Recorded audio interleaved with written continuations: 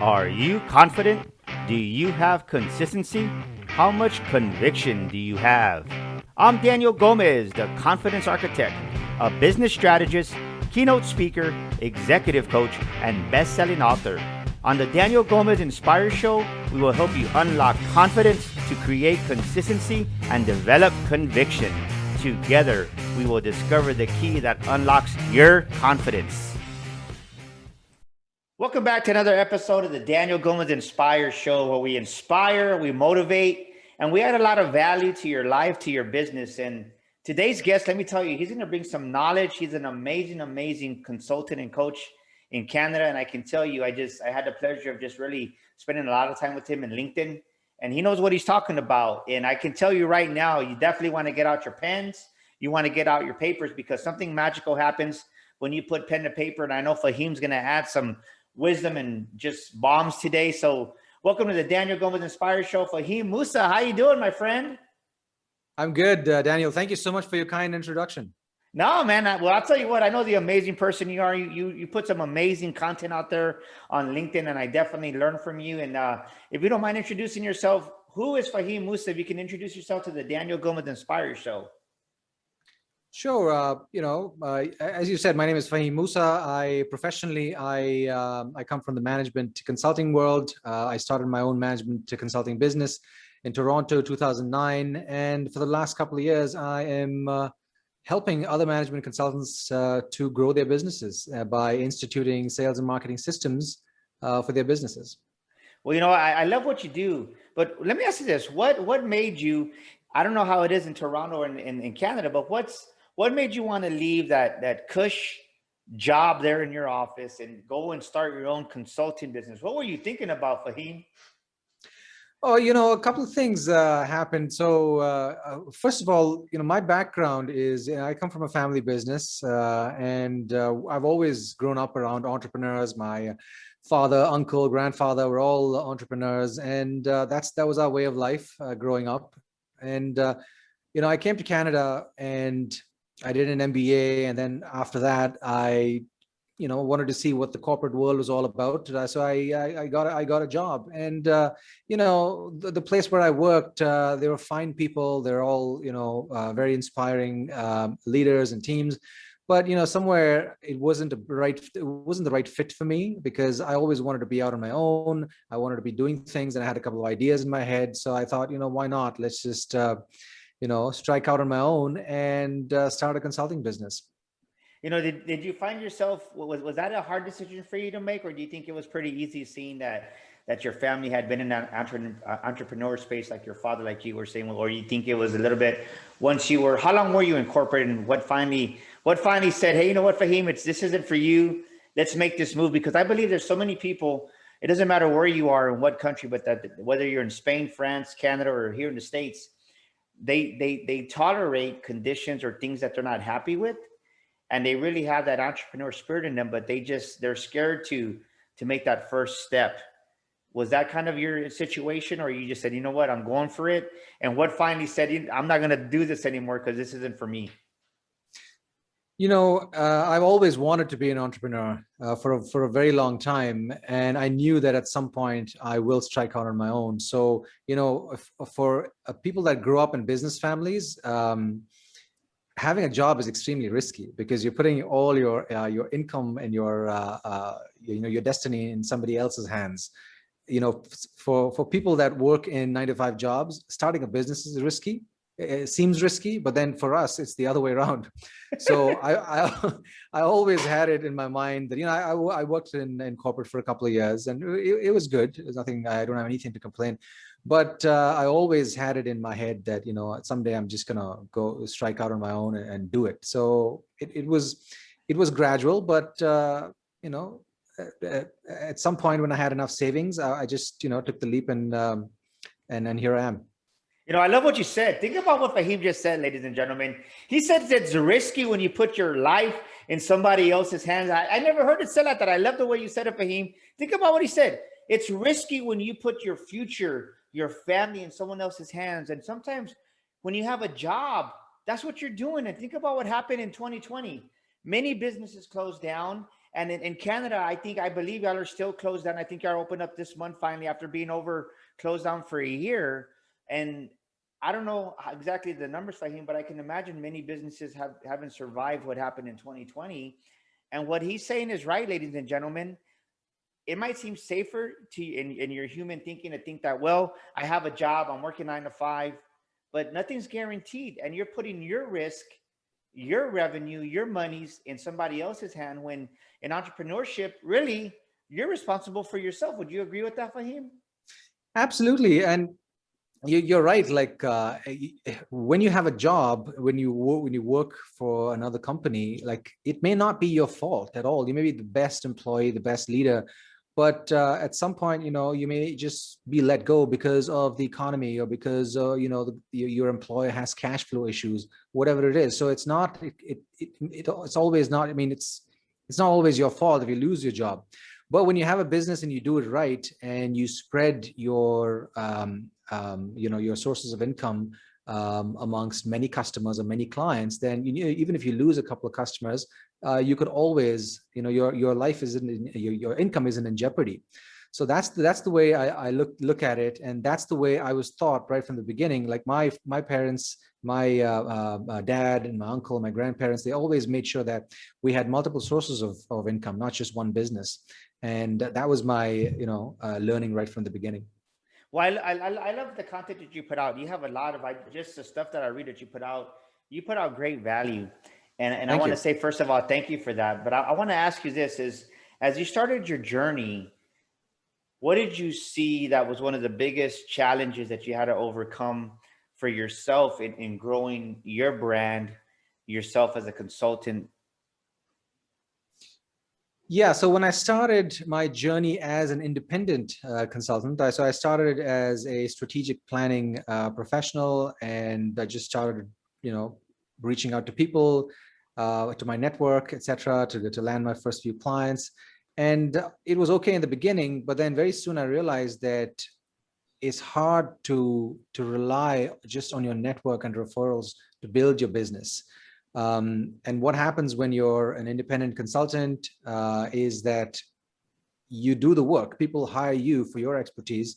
So you're doing the work. And then when your projects ramp down, you're expected to, get another client. So you start pounding the pavement. And if you're not lucky enough, you won't get a client, exactly when you want. And so that kind of leads to the peaks and valleys in revenue. And that was challenging in the beginning. Right. So very quickly, I understood that I had to kind of put together some kind of mechanism or process where I had prospects coming into my business on a regular basis, so I don't have breaks in my income. Yes. So let me ask you this. What do you see the biggest problem, or not the biggest problem, but the biggest roadblock that coaches or consultants have as they make the right, they say, I'm going to leave that 9 to 5, Fahim, I'm going to do this. And then, like you said, they get one client, so they feel great. And then all of a sudden that, whether it's a 3 month, 6 month, or that year contract's over. What do you see as one of the biggest mistakes that young coaches and consultants make? Maybe one or two things that you could tell us that we can take away and add some value to them here today. So there are many things, but I'll stick to one. And this is a big one. This is a question about identity, right? When you start off a business as a coach or a consultant or any business, right? So you start off as a technical person. Typically, people who start businesses have some kind of skill and which they excel at, and realize that they're very good at this. So they, take the leap and start a business. So when that happens, they see themselves as their identity is linked to that skill. Like, for example, let's say you're a health coach. You start a health coaching business. You're an expert at health and nutrition, and you see yourself as an expert in health and nutrition. But the problem is that when you start a business, your identity is not one of a health coach, but is that of a business owner. You're now a business owner, right? So you got to see yourself as a business owner, then you'll start taking the right decisions as a business owner. If you're going to see yourself as just a coach or somebody technical who now happens to own a business, then what's going to happen is that you're going to ignore all of those other things that are necessary for you to grow your business and thrive. So that's mental switch in identity is where people go wrong right at the beginning. When once you make that mental switch, then you'll automatically be able to kind of get your head around and you learn about what it takes to become a business owner, and then you learn all that stuff. You develop your skills in business. That's when you'll be able to grow your business. Man, I love that. Boom, baby, right there. Ladies and gentlemen, write down what he said right there. If you don't embrace the identity, like Faheem just said, as a business owner, you're never going to have a successful business. Let me say it again. Faheem just dropped a big bomb right there. If you don't shift that identity from the technical aspect to seeing yourself as a successful business owner, you're never going to be successful in business. And Faheem, I truly believe with the wisdom you just dropped right there, that is why within the first year, 90 to 95% of small businesses fail within the first year. And then within the next 5 years, 90% of those fail because they never see themselves as a business owner. And I think that's the big roadblock. Someone is hearing this right now and they're listening to this amazing episode with the wisdom you just dropped and they're saying, okay, well, great. Maybe that's why I'm struggling with myself.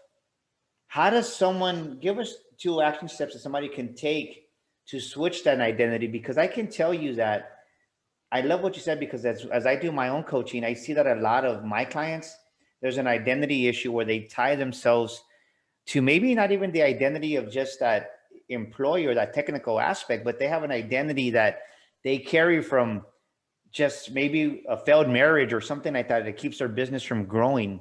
How can someone start to cognitively reframe that thinking to really start seeing themselves as a business owner, legit business owner? Because I love what you said, because I think that's one of the biggest blocks that I've seen also, that identity crisis. Because if you don't know who you are, you're gonna, whatever glitters, right? Whatever looks like gold, you're gonna run to it. And you're never going to establish the roots in a business that you need to really succeed. What are 2 action steps that someone can take to really start seeing themselves as a business owner?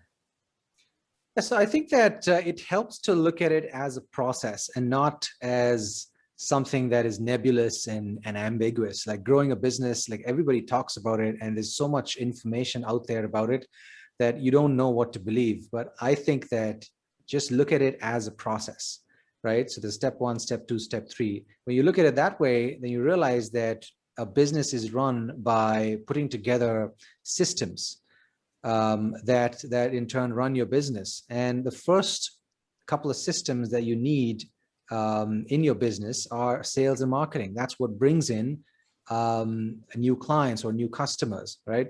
You have other systems like operations and administration and HR and management systems, et cetera, but those come later. The first step in the process is to put together and learn about sales and marketing so that you can grow your business.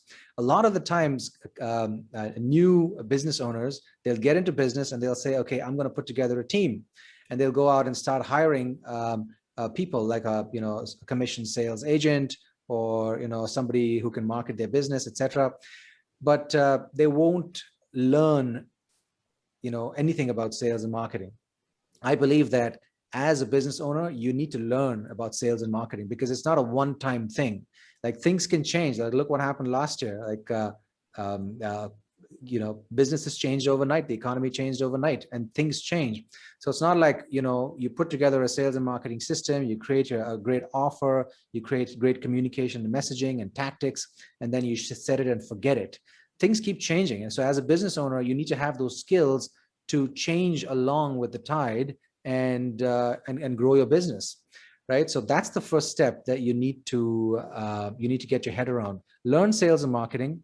Learn how to grow your business on your own. Once you understand your customers, once you understand the processes that go into sales and marketing, you can be confident enough to hire a team when the time comes to grow your business further. And then you can, put together all the other systems as your business grows.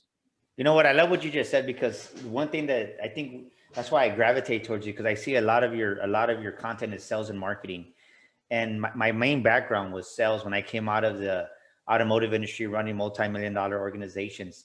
It's like no business survives without revenue. I mean, you need revenue. We found that out in 2020, but it surprises me how many times you have a consultant or a coach that comes out and they're starting, and their idea of entrepreneurship is just being at, whether it's Panera Bread or Starbucks, and just being on their computer, being on social media. No, you got to go out there and you got to learn how to sell yourself, because I've said this before. They're buying you, they're buying Fahim, they're buying Daniel, they're buying you before they buy any product or service. But if you're not out there marketing yourself, it's exactly what Fahim is saying. You have to make yourself aware. You have to give yourself exposure. And one thing that I see is Fahim, is that I've seen it was some of the clients that I coach, is that they're in the wrong, I don't want to say they're in the wrong club, but they're in the wrong social media group. I see so many people hanging out. I mean, Facebook is great, or Twitter, but it's like, where's your client hanging out with? Where are they at? And I can tell you that I've had great success on LinkedIn, where I met you at, but so many people, they put out content in different platforms that don't serve them. What's one of the biggest mistakes that you've seen in the marketing aspect of when they're marketing their business or marketing their consulting agency, and they're just not getting the results, and they come to you and they're like, well, I'm not getting any customers, so help me. I'm going to hire you. What's one or two biggest things you see that they do wrong in the marketing aspect that they can improve on?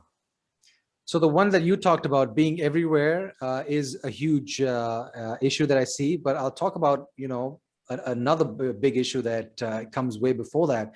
It's not identifying your ideal client. When you go into business, you're tempted to kind of, be everything to everybody, and then you say that my business caters to everyone, and you'll talk to anybody. In the early days, especially now I'm talking about, a coaching or consulting business, in the early days, you reach out to your referral network. Sometimes you don't know who your ideal client is, so you kind of like feel the market out. In those, during those days, it's okay to get a different feel for different types of clients, and then kind of zone in. But then very soon you'll have to zone in based on your expertise, based on the needs in the marketplace, and be very clear on who you serve. Because if you're not clear, you'll find that your business does not have any direction, and your conversations with potential clients, whoever you get introduced to through referrals and everything, will get harder and harder, because they probably will not see you as a perfect solution for their problems and their issues. And of course, they wouldn't see you as the vehicle to take them to their desired outcome. So that's one of the biggest things. Like, people don't have a clear understanding of who they serve and what problem they solve for them. I love that, right? You can't be everything to everybody, because then it reminds me of saying, right, if you try to be everything to everybody, you're going to end up being nothing to nobody, because people don't gravitate with that. And I think I see that so much, is where I see businesses, and I think the biggest myth that they buy into is, I do believe you need multiple streams of income, but I see so many coaches and just businesses trying to do everything at first, and they dilute their focus. They dilute what they're doing. They're doing, say, like you said, you brought up a health and wellness coach or a health and wellness coach, and then they're doing some other insurance company, and they're saying, well, I need multiple levels. They heard it on a podcast, or they heard it somewhere. I need multiple streams of income. Yes. But I always ask my clients this, Fahim, is what product do you have within your product, right? And a good example of that is you referenced 2020 last year, how you have to be able to pivot and shift. And when the speaking world closed down, it's like I lost like almost $40,000 in speaking engagements. Well, then I really felt it in my heart. God said, start your podcast. And I was hesitant to start my podcast, because I was like, well, who's going to listen to it, right? Those thoughts come in, but every new level of business requires a new you. And you have to be evolving with the business, because you never know when another 2020 could happen tomorrow, and the world could shut down again. But if you're not ready to evolve and to grow, yes, it's going to be challenging. Yes, it's going to take new thought processes. But if we would have never started the podcast, I would have never had you on my show. We would have never won Podcast of the Year. And it's actually become a revenue stream for us. but you got to be open-minded. And I think so many people, they taste success, Fahim, and then next thing you know, in business, they want to play out that card for the rest of the time they're in business. And you can't do that, because if you're not involving, if you're not evolving, if you're not innovating, sooner or later, the fax machine dies out. Sooner or later, that telephone, a new one comes out, right? And you think about those.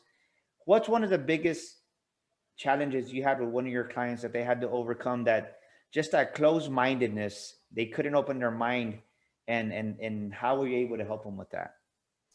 Just before that, like I want to pick up on something that you just said. When you lost speaking engagements in 2020, you said that you started the podcast, and that's exactly what I was referring to earlier when I said that, you know, you need to understand sales and marketing skills and understand, you know, platforms, what are the options, what you can do, so that you can kind of change when the time comes. That's why it's so critical. Like imagine a technical founder, a person who knows nothing about sales and marketing, face a problem like what happened last year, and you know they would be clueless, right? So good on you for making that switch. And you know, you sound so great, Danny. The podcast is awesome, and you know you've won all those awards, and you know it's a testament to you know your kind of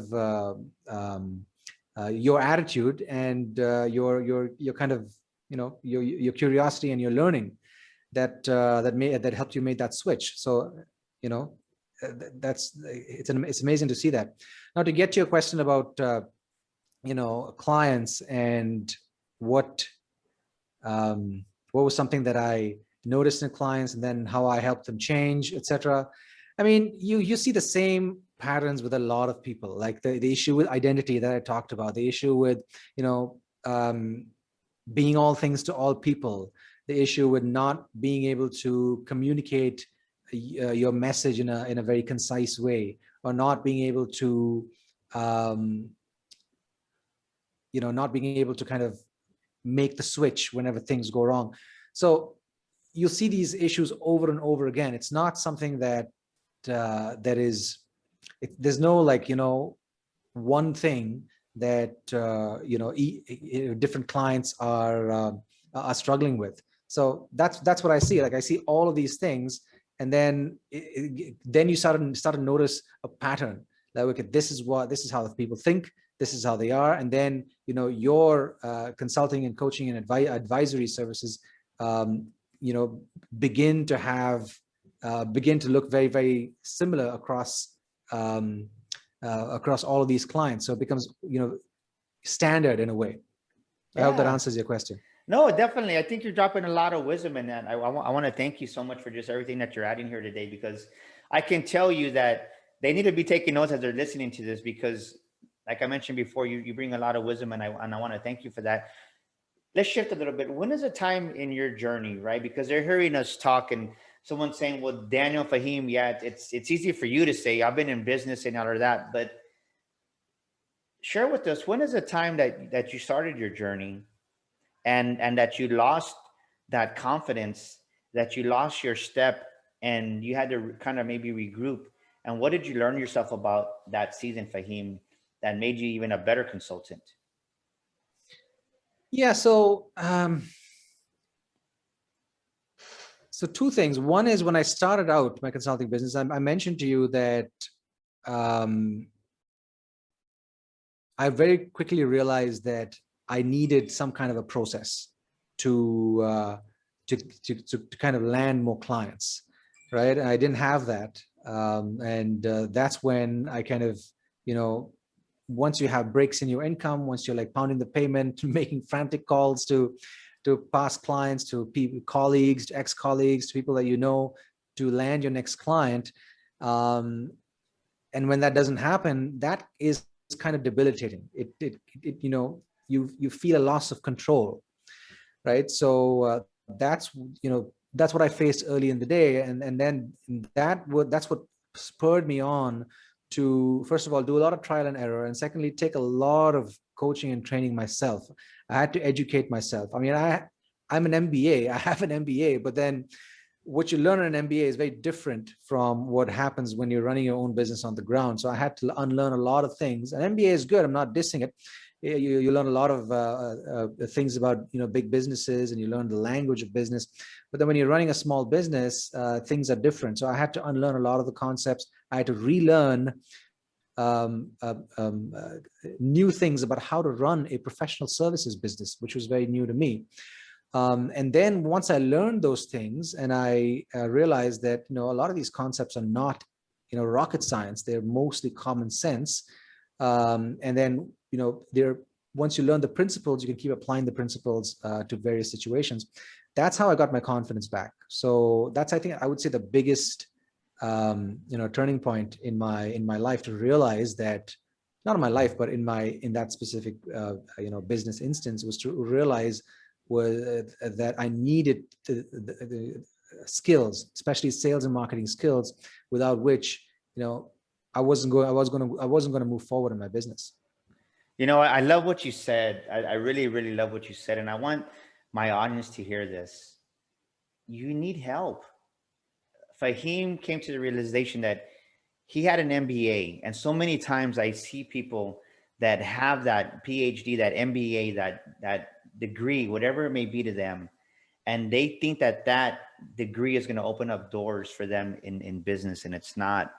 And I thank you for being so transparent for him and saying he went out and got a coach himself. He needed coaching. He needed mentoring. And right now, someone right now is listening to this episode and you're struggling because you're trying to do it all by yourself, and you're not reaching out and reaching out for a mentor, reaching out for a coach. And you need it. Listen to what Fahim said. He's a very successful consultant right now in Canada, very prominent in Toronto, but he needed help and he came to that realization. And you have to be open-minded and know when it's time to ask for that assistance, when it's time to seek that mentor, to seek that coach. Because why do you want to go through the headaches of going around the same mountain over and over when someone's already been where you've been at, like Fahim said? And after that, I can tell you, your business probably just kind of, all of a sudden you saw a spike in business because you're like, wow, I didn't know that. Now I know that. But you had to reach for help. And I want to thank you for being transparent with that. Let me go ahead. Sorry. No, I was just going to say that it's not just about, you know, having a coach at that time. I still have a coach. You know, it's at every stage of my business, I've you know, always I've tried to look for the right coach, and I found the right coach. So the thing with you know, being an advisor and being a consultant, I'll be very transparent here. It's easy to give advice to other people, but sometimes I find it so difficult to take that same advice and apply it in my own business, because, you know, as human beings, we have our own biases, we have our own fears, and so on and so forth, and everybody has that. So I have a coach who's been through the stage of my business that I'm going through right now, so that I'm able to talk through these things, and, you know, who's helping me get to that next level. So that's extremely important. Boom, baby. Did you hear that, ladies and gentlemen? He still has a coach, and he's a successful consultant. Think about what Fahim is saying. Every new level is going to require a new you. And right now you went from that 1.0 in business to that 2.0 version to that you're at that 5.0 version, and you're stuck because you need to understand that every new level, maybe it requires coaching to the whole thing, or getting a consultant, or getting a second party advice from somebody else. And I love what you're saying, because I'm the same way for him. I think now when you made that comment, I think I've had a total of, I've been in business full time going on 4 years already. I think I've really hired 6 coaches. And that's what has allowed me to accelerate my business to where it is today, to where we're growing in 2020 when other people are closing, that we had a record breaking first quarter. And I say that humbly because I've invested money in myself and so many people. Why do you believe, let me ask you this, why do you believe so many people are scared to make that investment in a coach or in a consultant? Because I can tell you, for me, it was a challenge to invest in that first coach, but now it's like, hey, I'll do it just for an hour session. I'm like, okay, let's do it if I see the value in that. But I see so many people that still struggle to pay whatever a fee of a coach may be for them in that price point, wherever they're at. Why do you think they struggle, even if it's $1,000 to $10,000? Why do you think there's that struggle there for him, for people? I've noticed that a lot of the times people don't believe that they can do it, even with a coach. They feel that they don't have the time, or they don't, you know, have the technical skills, or they don't, or this may not work for me, etc., etc. So they talk themselves out of it. And sometimes that may be true. Like not every coach is going to help you. You'll have to make that decision. And even with me, a lot of times when I speak to potential clients, it's not like I can help everybody. If I'm not able to help somebody, I'll say that up front. And even when you evaluate a coach, a lot of the times, even if when there's if the coach has the right offering for you and if everything makes sense, there's this thing at the back of your head that that tells you that, is this right for me? It's a long investment. It's a big investment. What if it doesn't work out? What if I can't do the work? What if I get another client tomorrow and I'm busy, et cetera, et cetera. So it's a lot of that internal chatter that that prevents people from taking that leap. Yes, I think one thing that I've seen that, and I love what you said earlier about identity, and I want to see if you see this sometimes. Sometimes people, I can tell you that I ran into this situation when I hit the next level of success, to say, right? Sometimes there's a part of you that you undervalue who you are and you feel undeserving of that next level of success.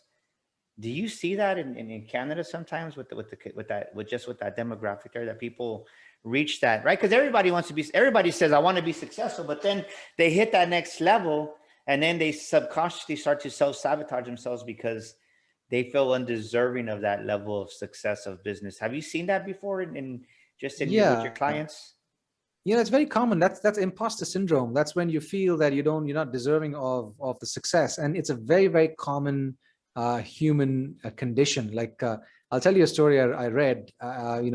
Agatha Christie. Have you heard of Agatha Christie, the author? She's sold like hundreds of millions of dollars, hundreds of millions of books. Like she write murder mysteries and everything. And the only book that sold more copies than Agatha Christie's books is the Bible. So that's Wow. that's how successful she was. And she had imposter syndrome, I believe. She felt that she didn't deserve the success that she had. So it doesn't matter what your level of success is. It's something that just happens, in your head. And it's very common to the human experience. And that's another reason why you need the right person guiding you, because yes, you can do it all by yourself. I'm not here to tell you that, everybody must get a coach. If you're not going to get a coach, you're not going to be successful. No, I'm not going to say that. You can do all of this by yourself. You can learn all this. You can do it by trial and error. You can watch YouTube videos. You can read books. But having somebody by your side who's going to hold your hand and who's going to take you to that next level, who's already been to that next level, that's just going to, happen faster. You're going to get that much faster than you will by doing things on your own. So yeah, I mean, to answer your question, to getting back to that, to imposter syndrome, it's extremely common, not just in Canada, but all over the world. Yeah, well, I'll tell you, I had that, and you don't realize that. And one symptom that I want to bring up, because we're talking about it right now, is people don't see this, is when that imposter syndrome sets up, you start picking arguments with everybody for no reason, right? The smallest things offset you. For me, it was that way because I remember I came back from speaking in California, biggest speaking engagement in my life. I was with Tom Bilyeu from Impact Theory, and came back, and I was just like 1 or 2 days I was great. Then the third day that could hit me, right? And I was like, why do I felt unsettled. I felt like just like, I don't know. I couldn't explain it. And it was in the very beginning of my career, but I just remembered I was like, wanted to pick arguments with everybody. And my wife was like, what's wrong with you? I was like, I don't know. Like, I was making the smallest thing into a bigger issue. So if you've experienced some success in your business, and all of a sudden you start just kind of wanting to poke at everybody and probe at everybody to prove that they're wrong, that could be a symptom of imposter syndrome, right? Or fraudulent complex, like Fahim saying. So really be self-aware of, am I overreacting to a situation? Am I overreacting to a situation? Because if you're overreacting to a situation, it could be that inside you feel like that imposter, that you feel unworthy and deserving of it. So thank you for sharing that. Just to shift here a little bit in the episode, Fahim, what makes you distinctive, man? What makes you unique? Tell us what's the secret sauce with Faheem Moosa. Well, I don't have a secret sauce, but what I want to bring and what I'm bringing to the this whole business of being a mentor and a coach and a consultant is that I want to make sure that my clients get results. So whoever I work with, I want to make sure that they get results, and I guarantee their results. A lot of the times, in when you hire a coach or a consultant, it's you get a bunch of information, or you have access to the individual, and you don't get results, right? And that's, but because of that, the good guys get a bad name, right? So what makes me unique is that whoever I work with, I make sure that they get results. I work with them as long as is necessary to get them the results that I promise, as long as they take action, of course. So that's what I bring to my clients, and that's what makes me unique. And honestly, I'm trying to figure out better and better systems to get better at this, because that's what I'd like to be known as. Because at the end of the day, it's all about results. It's about your clients' results. And if I'm not obsessed with my clients' results, then very soon I wouldn't have a business. I love what you're saying, right? You have to be. I love the way he said that. Write that down. If you're listening to this and you're a coach in some form or fashion, you have to be obsessed with the results of your client. And I think that you can never care too much about the people you serve.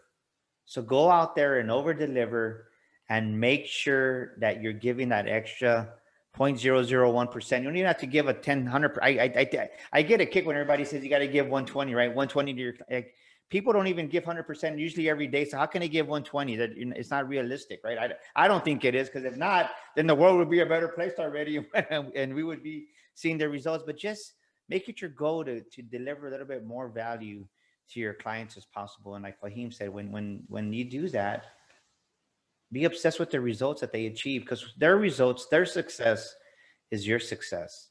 And really celebrate your clients' wins, because they need that from you right now. As we come to the end of the show, man, I just want to say thank you, Fahim. You've been an amazing guest. What is a quote, right? A quote or a scripture that you lean on when times get challenging in your realm, in your business, that kind of keep your head in the game? I have a lot of quotes, but nothing specific comes to mind. Actually, I was listening to a big Beatles nut, so I listened to a lot of good music, especially the Beatles. And I was listening to the song "Let It Be" today. So and I was thinking to myself that that's a good way to live your life, where a lot of things go wrong, right? And once you just let it be, things sort themselves out. Most things improve if you just kind of let all the chatter in your head quieten down. I'm not saying don't take any action. Take action, but don't get too overwhelmed and perturbed by external stimuli and circumstances. So that's what I would say. I love what you just said, Fahim. Let it be, right? Think about what he just said. How many times do you try to force something, and you try to force that, circle peg into that square hole, and it doesn't go? Let it be. Some things will work themselves out, right? Just think about this. If you cut your finger right now, even if you don't put a Band-Aid on it, if you let it be, it's going to heal itself, because our body was designed and engineered to heal itself. But so many times we want to accelerate what takes time to heal, or takes time to work itself out. So don't feel that you have to really push the issue, push the envelope, because the more there is such a thing of pushing too hard. So take the word of wisdom, what Fahim just shared with us from the song that he heard today. Let it be. It's okay to let it be, because guess what? It's going to take care of itself. My friend, how do we get a hold of you? If we want to get in contact with Faheem Moosa, of course, we're going to put your information in the show notes, but how do we get a hold of you? If they're listening to this episode right now, they're like, I want to talk to this guy. How do we get a hold of you or connect with you, my friend? The best place to connect with me is on LinkedIn. That's where you and I met, and you mentioned that. So, if those of you that want to connect, just let me know that you heard me on the Daniel Gomez Inspires show, and I'm happy to connect with you. Awesome. Well, that's an amazing episode for this week. I got to tell you, I took a lot of wisdom away, and I love what he said, right? And I think for the biggest takeaway for me, for Daniel Gomez Inspires today, was what Fahim said. Are you going to have the risk of putting your life in a job because that job might not be here tomorrow, right? Think about that. That's some wisdom that I had never heard before. Are you going to are you going to risk your life in somebody else's hand in that job? Because it might not be here tomorrow. So think about that one. That's an amazing episode. And if you love what you heard today, we would love for you to join our Shield of Faith Entrepreneurs Room on Facebook. That's Shield of Faith Entrepreneurs. Come join our community. And if you're stuck in life or in business, I want to help you with our Shield of Faith coaching. Go to www.danielgomez.com. That's www.danielgomezglobal.com. That's danielgomezglobal.com. And send us a message there. And we definitely want to offer you a complimentary discovery session, help you get unstuck in business, because like Fahim just said, sometimes we just all need a coach. That's a wrap for this week's episode. We'll see you next week here on the Daniel Gomez Inspire Show. This is Daniel Gomez, and thank you so much for tuning into our show today. We'd love your feedback. Please drop us a comment, and thank you for leaving us a review. Don't forget to subscribe to our show and share this episode with a friend. And my free gift for listening to our show today is a copy of my best-selling book, You Were Born to Fly. To get your free copy, go to danielgomezinspires.com and get your copy today. That's danielgomezinspires.com. And to elevate your life and business even more, follow me on social media at Daniel Gomez Inspires on Facebook, Instagram, Twitter, and YouTube. Together, we will discover the key that unlocks your confidence.